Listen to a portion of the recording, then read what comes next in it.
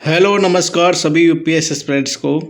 मेरा YouTube channel only UPSC civil exam 88 by Dhanlal sir, इस चैनल को आप लाइक सब्सक्राइब शेयर ज़रूर करें। मैं पढ़ा रहा हूँ आज mini test series 40 question number 61। निम्नलिखित स्थलों पर विचार कीजिए। ऑप्शन 1 खम्बात की खाड़ी, पश्चिम तट के साथ महाद्वीपीय शेल्फ। Option 3 Kaveri basin. उपरोक्त में से कितने स्थल संभावित पेट्रोलियम भंडार माने जाते हैं? खम्बात की खाड़ी, कच्छ की खाड़ी, ये कहाँ पर है आपको पता होना चाहिए। पश्चिम तट के साथ महाद्वीपीय शेल्फ, कावेरी बेसिन। तो इसमें राइट आंसर है ऑप्शन सी। तीनों ऑप्शन पर ही पेट्रोलियम भंडार उपस्थित है। खम्बात की खाड़ी पर भी, पश्चिम तट के महाद्वीपीय शेल्फ पर भी, कावेरी बेसिन, उसके अलावा जैसे गोदावरी है, कृष्णा है, ब्रह्मपुत्र है, इत्यादियों पर पेट्रोलियम के भंडार है। नेक्स्ट क्वेश्चन, राष्ट्रीय आयुष मिशन के संदर्भ में निम्नलिखित कथनों पर विचार कीजिए। ऑप्शन 1 यह भारतीय चिकित्सा की पारंपरिक प्रणालियों को प्रोत्साहन देने का प्रयास करता है। ऑप्शन 2 इसके दायरे में स्वरिगपा और प्राकृतिक चिकित्सा भी शामिल है। ऑप्शन 3 यह एक केंद्रीय क्षेत्र की योजना है जो स्वास्थ्य और परिवार कल्याण मंत्रालय द्वारा कार्यान्वित की जाती है। उपरोक्त कथनों में से कितने सही है? तो इसमें राइट आंसर है ऑप्शन ए। तीनों में से दो ही कथन सही है। ऑप्शन 1 है भारतीय चिकित्सा की पारंपरिक प्रणाली को प्रोत्साहन देने का प्रयास करता है राष्ट्रीय आयुष मिशन, और इसके दायरे में अभी इन्हें शामिल नहीं किया गया है। अभी इनकी अनुशंसा की गई है कि इसकी स्वरिगपा और प्राकृतिक चिकित्सा भी सम्मिलित है, और यह केंद्र प्रायोजित योजना है। केंद्र क्षेत्र योजना, केंद्र प्रायोजित योजना में क्या डिफरेंस है मुझे कमेंट्स में बताएं।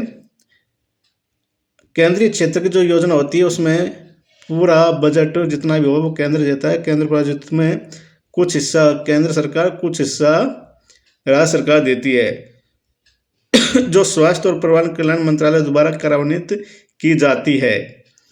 तो ये केंद्र प्रायोजित योजना है और ये आयुष मंत्रालय द्वारा कार्यान्वित की जाती है। तो इसलिए ऑप्शन 3 गलत हो जाता है। ऑप्शन 1 सही है, ऑप्शन 2 और 3 गलत है। मैंने उनका एक्सप्लेनेशन आपको समझा दिया है। फिर है नेक्स्ट क्वेश्चन, मानव भूगोल के संदर्भ में सनगर पद को सर्वोत्तम रूप से परिभाषित किया जाता है। ऑप्शन ए मूलतः अलग अलग नगरों या शहरों की आपस में मिल जाने से निर्मित एक विशाल नगरीय विकास क्षेत्र। ऑप्शन बी किसी शहर में जनसंख्या में गिरावट की प्रक्रिया। ऑप्शन सी नगरीय क्षेत्रों के ग्रामीणीकरण की प्रक्रिया। ऑप्शन डी एक विशाल नगर के विभाजित हो जाने से निर्मित एक विशाल नगरीय विकास क्षेत्र। तो इसमें राइट आंसर है ऑप्शन ए। सनगर पद का सर्वोत्तम रूप से परिभाषित किया जाता है। यह मूलतः अलग अलग नगरों या शहरों के आपस में मिल जाने से निर्मित एक विशाल नगरीय विकास क्षेत्र है। फिर नेक्स्ट क्वेश्चन है, मानव भूगोल के संदर्भ में सनगर पद को सर्वोत्तम रूप से परिभाषित किया जाता है। तो इसका राइट आंसर है ऑप्शन ए।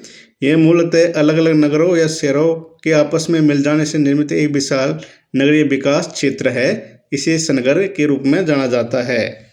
फिर नेक्स्ट क्वेश्चन है 64, निम्नलिखित में से कौन सा मानव विकास के कल्याण उपागम का सर्वोत्तम वर्णन करता है? ऑप्शन ए आय का स्तर ऊंचे होने पर मानव विकास का स्तर भी ऊंचा होगा। ऑप्शन बी स्वास्थ्य और शिक्षा जैसी सेवाओं पर उच्चतर सरकारी व्यय।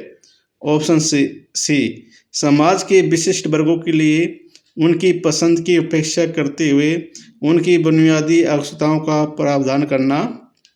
ऑप्शन डी मानव विकास में वृद्धि की कुंजी स्वास्थ्य, शिक्षा और संसाधनों तक पहुंच के क्षेत्रों में मानव क्षमताओं का निर्माण। तो इसमें राइट आंसर है ऑप्शन बी स्वास्थ्य और शिक्षा जैसी सेवाओं पर उच्चतर सरकारी व्यय। वो क्या बताता है? कल्याण उपागम का सर्वोत्तम वर्णन करता है। कोई भी सरकार अगर स्वास्थ्य और शिक्षा जैसी सेवा में उच्चतर सरकारी व्यय कर रहा है तो वो कल्याण का सबसे बड़ा जरिया है। नेक्स्ट क्वेश्चन, भारत में रेल क्षेत्र के संदर्भ में निम्नलिखित कथनों पर विचार कीजिए। ऑप्शन 1, भारतीय रेल नेटवर्क विश्व का दूसरा सबसे लंबा रेल नेटवर्क है। ऑप्शन 2, भारत में 90% से अधिक रेलवे लाइन नैरो गेज पर आधारित है। उपरोक्त कथनों में से कौन सा सही है? तो इसमें राइट आंसर है ऑप्शन डी। ये दोनों कथन ही सही है। जो भारतीय रेल नेटवर्क है विश्व का दूसरा सबसे लंबा रेल नेटवर्क नहीं है, ये चौथे नंबर पर आता है। इससे पहले अमेरिका, चीन, रूस और फिर उसके बाद में भारत आता है। और भारत में 90% से अधिक ब्रॉड गेज लाइन है, जबकि नैरो लाइन की 90% नहीं है, बहुत कम है। यूँ कह सकते हैं हम 1% से भी कम है। जो ब्रॉड गेज है और मीटर गेज है, नैरो गेज, वो जो ब्रॉड गेज है उसकी पटरियों के बीच की लंबाई लगभग 1.5 मीटर होती है, मीटर गेज की 1 मीटर होती है। और जो नैरो गेज है उसकी 1 मीटर से कम चौड़ाई होती है दोनों पटरी के बीच में। तो इसलिए ये ऑप्शन 1, 2 दोनों सही नहीं है। और ये आज जो मेरी मिनी टेस्ट सीरीज़ है 40 वो कंप्लीट हो गई। और मेरे इस चैनल को आप लाइक, सब्सक्राइब, शेयर ज़रूर करें। जय हिंद, जय भारत।